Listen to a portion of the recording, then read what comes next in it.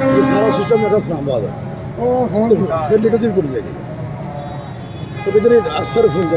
जा नंबर ना सारे जो बाहर ही बैठे रेहड़ियाँ से जो बेचते पे ने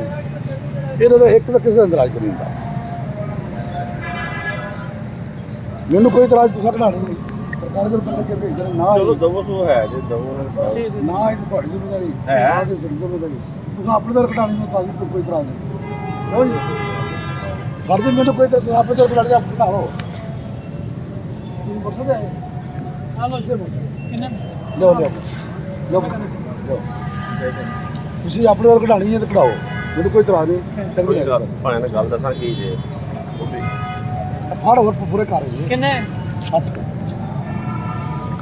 ਆਲਾ 8 ਦੇ ਕਿੰਨੇ ਦੇਣੇ ਨੇ 8 ਦੇ ਹਲੋ